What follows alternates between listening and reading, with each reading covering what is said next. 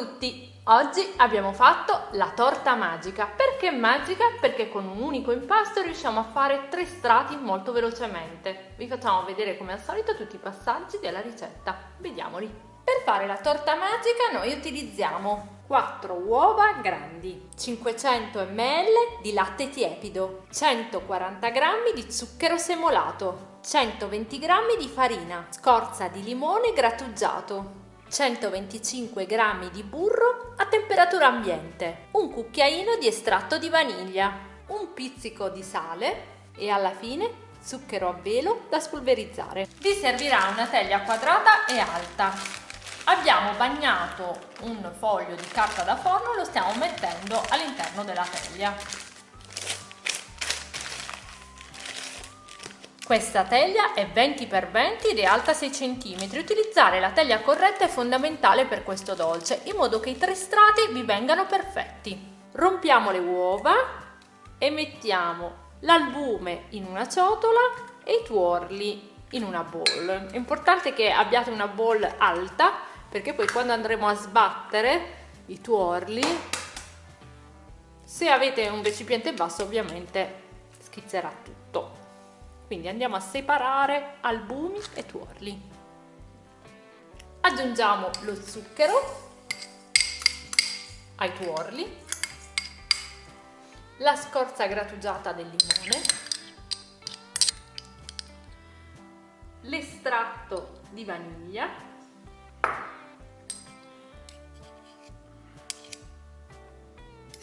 montiamo i tuorli finché diventano chiari.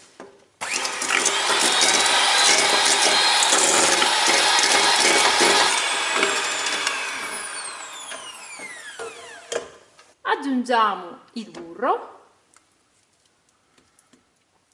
a temperatura ambiente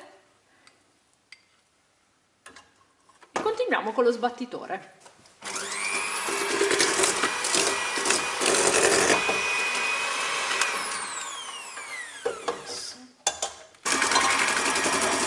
Aggiungiamo il latte piano piano.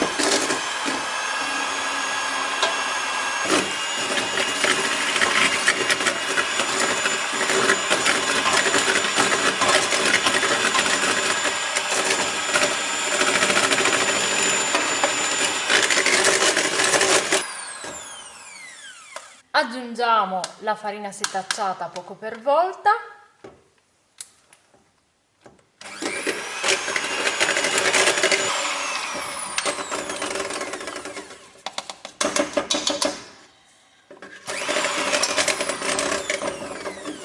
E ci possiamo fermare, vedete, questa è la consistenza che otterrete. E adesso ci occupiamo degli albumi. Aggiungiamo il sale agli albumi. Montiamo a neve gli albumi.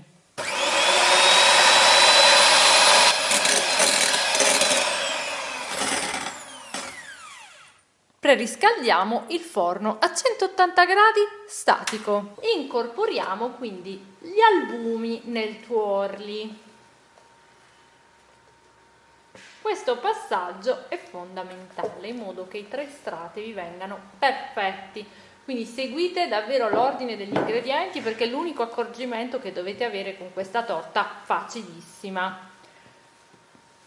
A differenza delle solite torte, come vi abbiamo fatto vedere, l'angel cake, in cui si va ad incorporare dal basso verso l'alto, qui invece deve rimanere un po' l'albume, vedete, così, come vi stiamo facendo vedere.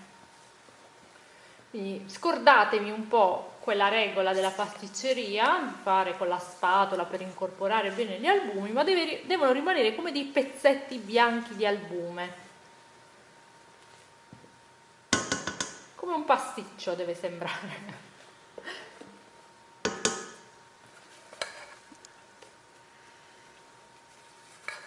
E poi otterrete un risultato stupefacente, per questo si chiama torta magica, somiglia tantissimo quasi ad una millefoglie oppure a una torta diplomatica, perché c'è quello strato in mezzo di crema che che fa pensare che ci sia stato dietro chissà che lavoro per mettere al centro la crema, tagliare la torta, fare la crema a parte. No, in realtà stiamo facendo tutto in un unico impasto e lo mettiamo nel forno.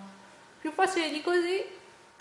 L'unico accorgimento è questo dell'albume, ricordatevelo. Adesso andremo a versare l'impasto all'interno della teglia, quindi abbiamo finito, avete visto è velocissima, non vi preoccupate se ha questa consistenza liquidissima, è proprio così che deve essere.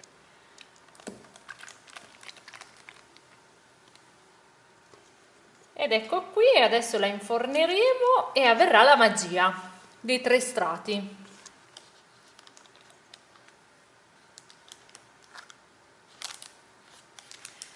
Sembra quasi più una pastella, diciamo, che è un vero impasto per torte. Sembra quasi un po' la pastella, quella delle crêpe, no? Sì. La livelliamo un po' con la spatola.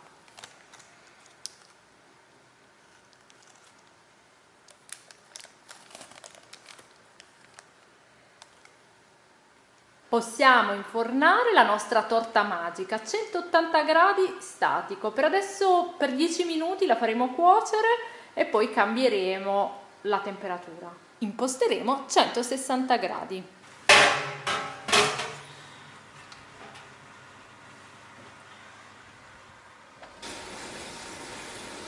Dopo 10 minuti abbassiamo la temperatura del forno a 160 gradi perché la nostra torta deve cuocere lentamente a bassa temperatura. Dopo 55 minuti totali possiamo sfornare la nostra torta. Attenzione perché è una torta che può cuocere in maniera diversa nei vari forni, quindi controllatela un po', deve avere, vedete, questo colore marrone dorato, quindi vi consigliamo dopo 40 minuti comunque di controllarla. L'abbiamo fatta raffreddare e poi l'abbiamo messa per 2 ore in frigorifero.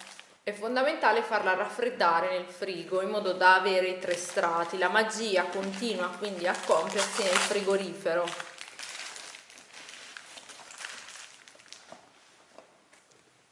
A questo punto ci mettiamo lo zucchero a velo se volete farla velocemente, oppure la guarnite con la panna o con le fragole, come preferite. Con lo zucchero a velo vi sbrigate. Ovviamente quando, ve lo ripetiamo, quando la tirate fuori dal forno in questo stato non è bellissima, bisogna sagomarla, bisogna tagliarla. Adesso andremo a formare i cubotti perché questa torta va servita così, a cubotti, quindi tagliata, si tolgono i bordi che non hanno un aspetto regolare.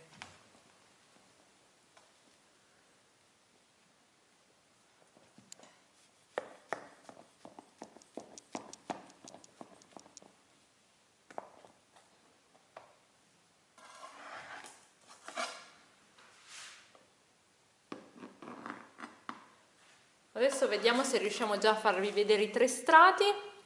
Eccoli qui, avvicina.